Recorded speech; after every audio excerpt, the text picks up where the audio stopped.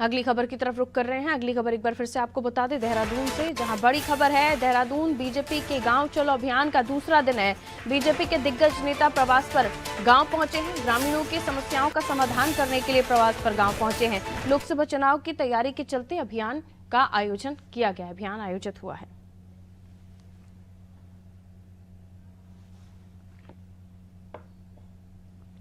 तो बीजेपी के गांव चलो अभियान का दूसरा दिन है।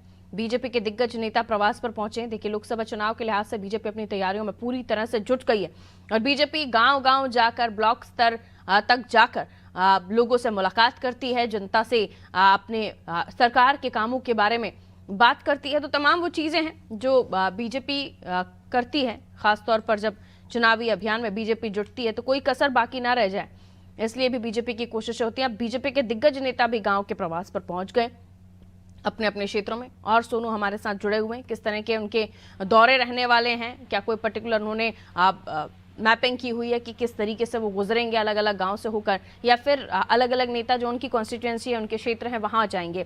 सोनू से और जानकारी ले लेते हैं। सोनू, बीजेपी का गांव चलो अभियान किस तरह से चलेगा, दूसरा दिन है?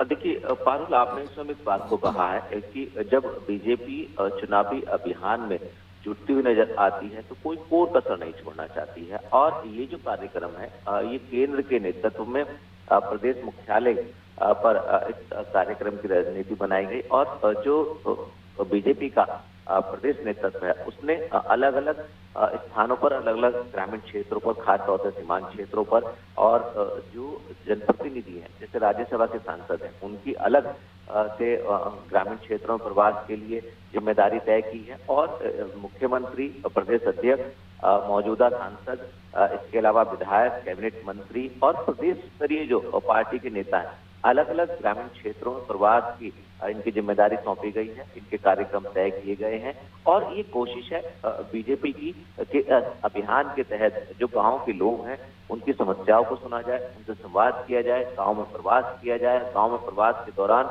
उनसे रूबरू हो सके और जो गांव की समस्या है, जो जनप्रतिनिधियों के स्तर पर जिनका निस्तारण किया जा सकता है अधिकारियों की मौजूदगी में, उनका समाधान किया जाए। और जो कुछ ऐसी समस्याएं हैं जिनका मौके पर समाधान नहीं किया जा सकता तो शासन स्तर पर उनका कैसे समाधान किया जा सकता है, इस तरीके के प्रस्ताव तैयार किए जाएं। इसमें मुख्यमंत्री, सांसद, विधायक, कैबिनेट मंत्री, प्रदेश स्तर के संगठन के नेता, खास तौर से हम इसको इस रूप में भी देख सकते हैं कि जो ग्रामीण क्षेत्र के मतदाता हैं, जो ग्राउंड जीरो पर कहीं ना कहीं समस्याओं से परेशान है, उनकी समस्याओं का कैसे समाधान हो सकता है और कैसे राज्य और केंद्र सरकार की योजनाओं से और ज्यादा से ज्यादा ग्रामीण क्षेत्र के लोगों को जोड़ा जा सकता है। तमाम ऐसे पहलू हैं जिन पहलुओं पर इस अभियान के तहत फोकस किया जा रहा है। अब ऐसे में ये सवाल खड़ा हो रहा है कि क्या एक दो दिन के अभियान के तहत जिस उद्देश्य को लेकर के बीजेपी चल रही है ये उद्देश्य पूरा हो पाएगा, ये एक अपने आप में अहम सवाल है। बिल्कुल, लौट रहे हैं आपके पास सोनू। तो अहम सवाल, अब देखिए चुनावी समय है तो भारतीय जनता पार्टी के तमाम कार्यकर्ता, ना केवल उत्तराखंड, अलग अलग राज्यों में पूरी तरह से जुट गए हैं और जमीनी स्तर पर कार्य कर रहे हैं। जनता को, लाभार्थियों को योजनाओं का फायदा मिल रहा है। सरकार के योजनाओं के बारे में उससे क्या कुछ लाभ होने हैं, इस बारे में जानकारी किसे है और कितनी है, इस पर भी उनका जोर है। और तमाम लाभार्थियों को, जो पात्र हैं, उन्हें योजनाओं का फायदा मिल सके। खुद जो वरिष्ठ हैं वो भी जुट गए हैं और जाहिर सी बात है अब समय कम है, जुटना ही होगा। और जब हम बात करें उत्तराखंड की तो काफ़ी ज़्यादा जो लोग हैं उनसे आपको कनेक्ट होना पड़ेगा, वोटर्स से कनेक्ट होना पड़ेगा।